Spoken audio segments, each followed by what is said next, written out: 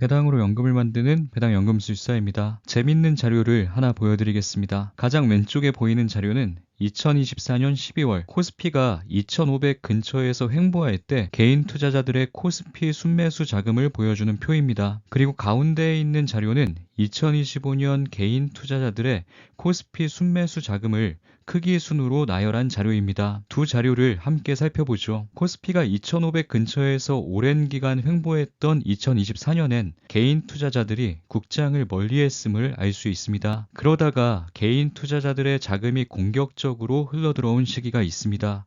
바로 며칠 전인 2025년 11월 4일과 11월 5일입니다. 11월 4일 2조 7천억, 11월 5일 2조 5,500억. 코스피가 2,500일 땐 머뭇거리던 자금들이 코스피 4,000을 돌파하자 공격적으로 흘러들어온 것이죠. 가장 오른쪽 자료는 지난 2020년부터 2021년까지 코로나 상승장에서 개인 투자자의 순매수 현황을 규모 순으로 나열한 자료입니다. 최근에 기록된 2조 7천억의 개인 투자자 순매수는 2021년 8월 13일에 기록된 2조 8천억 이후 무려 4년 3개월 만에 발생한 거대한 움직임이었습니다. 물건을 살 땐 정가보다 크게 할인하면 사람들이 몰려드는데 주식을 매수할 땐 값이 오르면 오를수록 투자자들이 몰려들곤 합니다. 정신이 번쩍 들 만한 자료를 하나 보여드리겠습니다. 코로나 상승장에서 개인 투자자들의 코스피 순매수 자금이 마지막으로 크게 흘러들어온 날이 바로 앞서 언급한 2021년 8월 13일입니다. 이틀 전인 8월 11일에 외국인 투자자들이 1조가량 매도하며 코스피 지수가 급락했고 이를 마지막 매수 기회라고 생각한 개인 투자자들이 적극적으로 덤벼든 겁니다. 코스피 차트를 함께 살펴볼까요? 차트를 보면 공교롭게도 코로나 상승장의 마지막도 2021년 8월이었습니다. 수익을 낼 수 있는 기회라는 생각으로 뛰어들었다가 반대로 손실을 본 개인 투자자들이 많았다는 의미입니다. 코스피가 3,000을 넘은 뒤 개인 투자자들이 왕창 몰렸고 다 함께 물리는 사태가 벌어진 것이죠. 2021년 기사들을 찾아보니 요즘 좋은 성과를 얻고 있는 타임폴리오 자산운용 전 대표의 국내 증시 전망 발표 내용도 보입니다. 코스피가 최대 4,000까지 오를 수 있다는 내용이 담겨 있습니다. 놀라운 건 하락장이 찾아오기 한 달 전에 내놓은 전망이었습니다. 예상했던 대로 코스피가 4,000에 도달하긴 했습니다. 다만 4년이라는 시간이 걸렸고 그 사이 3,000에서 2,000까지 떨어지는 사건도 발생했었습니다. 이처럼 주식시장의 흐름은 그 누구도 쉽게 예측할 수 없습니다. 우리도 코스피 5,000 시대가 온다는 의견을 내놓고 그 예측이 실제로 실현될 수도 있습니다. 숫자 예측이 맞고 틀리고의 문제가 아니라 그게 2026년일지 2030년일지 그 사이에 어떤 일들이 발생할지를 전혀 알 수 없다는 게 문제입니다. 개인 투자자 순매수가 크게 들어왔으니 지금부터 하락의 시작입니다. 라는 이야기를 드리고 싶은 건 아닙니다. 일시적인 조정 이후 재상승의 신호일지 아니면 이미 오른 만큼을 반납할 하락의 시작일지 그건 저를 포함한 그 누구도 알 수 없습니다. 다만 제가 말씀드리고 싶은 건 대다수의 개인 투자자들이 적극적으로 덤벼들 땐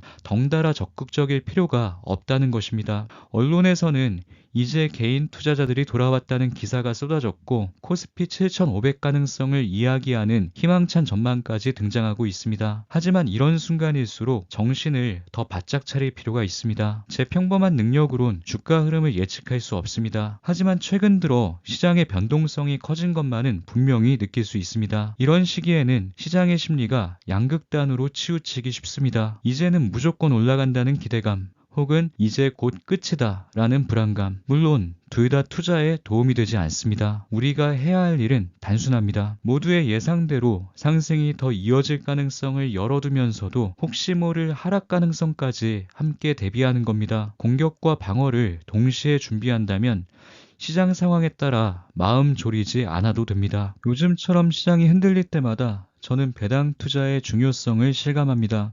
주가의 방향과 무관하게 꾸준히 쌓이는 현금 흐름. 이게 바로 배당 투자의 매력입니다. 배당은 단순히 수익이 아니라 시장의 변동성 속에서도 마음의 흔들림을 잡아주는 버팀목입니다.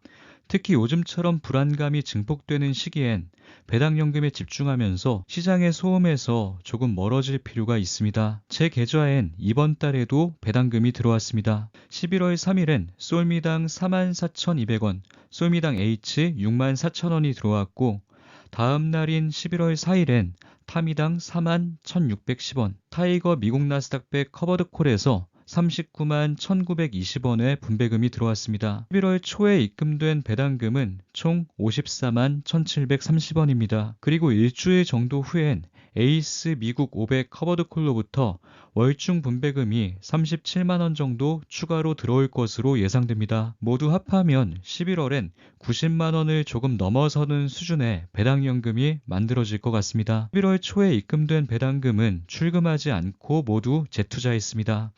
연금저축계좌에 입금된 15만 원으로는 타미당 13주를 추가 매수했습니다. 미배당 중심으로 구성된 첫 번째 연금저축계좌는 솔미당 1300주, 솔미당 H 2000주, 타미당 1400주를 보유하게 됐습니다. 이 계좌에서 만들어지는 배당금은 계속해서 미배당 수량을 모으는 데 활용할 계획입니다. 그리고 ISA 계좌에서 커버드콜 ETF를 보유하면서 만들어진 39만 원으로는 타이거 미국 나스닥백 레버리지 12주를 매수했습니다. 커버드콜 ETF만 보유할 경우 상승장에서 소외될 수 있기 때문에 혹시 모를 추가 상승을 대비해서 배당금으로 레버리지 ETF를 모아갈 생각입니다. 변동성이 큰 종목이지만 오로지 배당금으로 매수했기 때문에 플러스 알파 자금이라는 생각으로 그냥 마음 편히 투자할 수 있어서 좋습니다.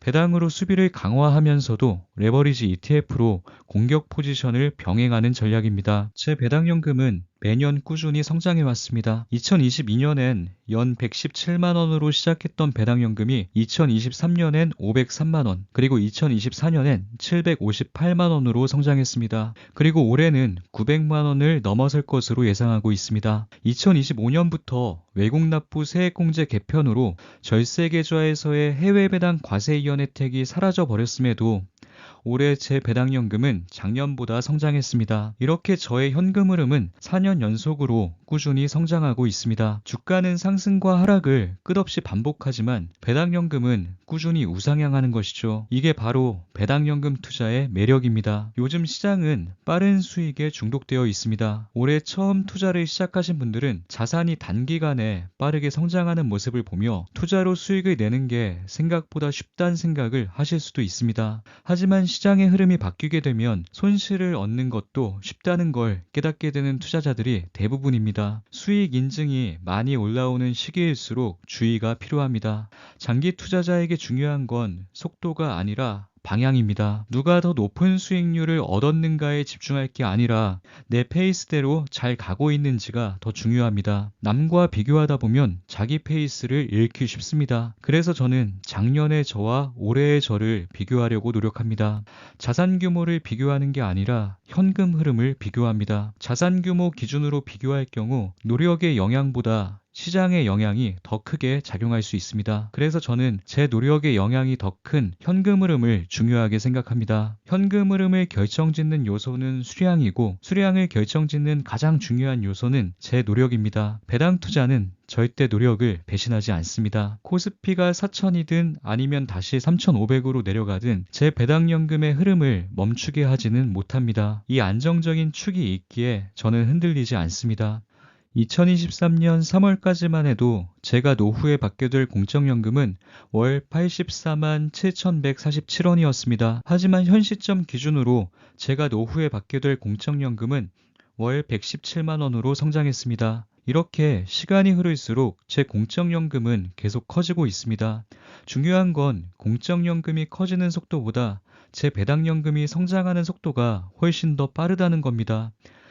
지금은 배당연금이 월 90만 원 수준으로 공적연금보다 뒤처져 있지만 장담컨대 5년 이내에 배당연금이 공적연금을 추월하게 될 겁니다.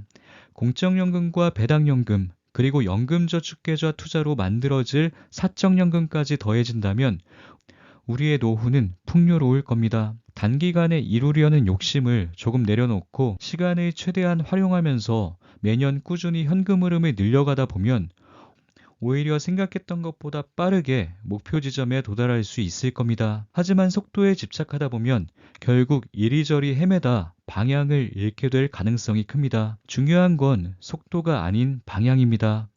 평범한 투자자임을 인정하고 실현 가능한 방법으로 처음부터 끝까지 밀고 나가는 게 저만의 평범한 투자 전략입니다. 물론 끝까지 가봐야 알겠지만 지금까지는 이 평범한 전략도 나쁘진 않은 것 같습니다. 그 과정을 계속해서 기록으로 남겨가 보겠습니다. 연금 부자가 되는 그날까지 멈추지 마시길 바랍니다. 오늘 영상도 우리 구독자님들께 조금이나마 도움이 되었길 바랍니다. 긴 영상 끝까지 시청해주셔서 감사합니다.